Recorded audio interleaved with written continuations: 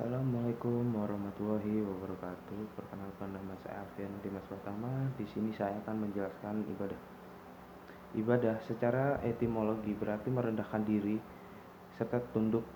Di dalam syara, ibadah mempunyai banyak definisi, tetapi makna dan maksudnya satu. Definisi itu antara lain adalah: satu, ibadah ialah taat kepada Allah dengan melaksanakan perintahnya melalui lisan para rasulnya.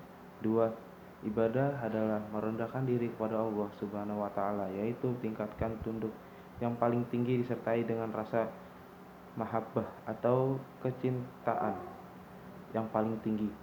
Tiga, ibadah ialah sebutan yang mencakup seluruh apa yang dicintai dan diridhoi Allah Subhanahu wa Ta'ala, baik berupa ucapan atau perbuatan yang zahir maupun yang batin. Ini adalah definisi ibadah yang paling lengkap. Ibadah itu terbagi menjadi ibadah hati, lisan, dan anggota badan. Rasa khauf, raja, mahabbah, tawakal, rakbah, rahbah, qalbiyah.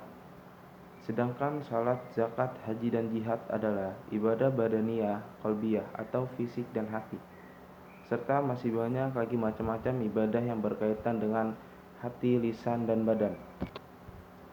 Macam-macam ibadah dan keluasan cakupannya. Ibadah itu banyak macamnya. Ia mencakup semua macam ketaatan yang nampak pada lisan, anggota badan, dan yang lahir dari hati, seperti zikir, tasbih, tahlil, dan membaca Al-Quran. Salat, zakat, puasa, haji, jihad, amar ma'ruf, nahi mungkar, berbuat baik kepada kerabat, anak yatim, orang miskin, dan ibnu sabil. Begitu pula cinta kepada Allah dan Rasulnya. Inabah atau kembali kepadanya, ikhlas kepada, sabar terhadap hukumnya, ridho dengan hanya, tawakal mengharapkan nikmatnya, dan takut dari siksanya. Jadi ibadah mencakup seluruh tingkah laku seseorang mukmin.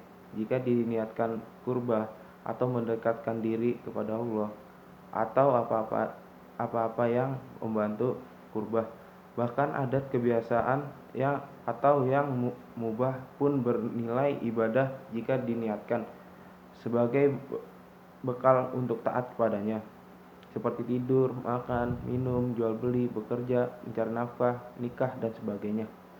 Berbagai kebiasaan tersebut jika disertai niat baik atau benar, maka menjadi bernilai ibadah yang berhak mendapatkan pahala. Karenanya tindaklah ibadah itu terbatas hanya pada syiar-syiar yang dikenalnya.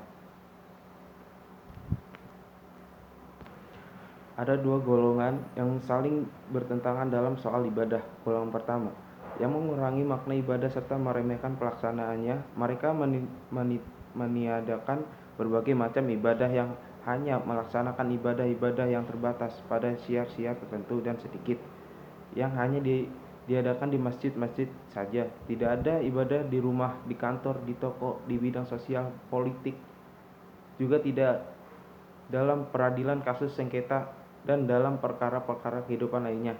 Memang masjid mempunyai keistimewaan dan harus dipergunakan dalam salat fardu 5 waktu. Akan tetapi ibadah mencakup seluruh aspek kehidupan muslim, baik di masjid maupun di luar masjid.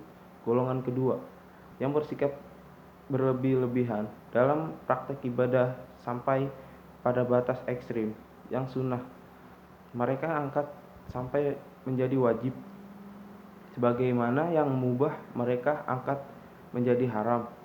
Mereka menghukumi sesat dan salah orang yang menyalahi manhaj mereka, serta menyalahkan pemahaman-pemahaman lainnya.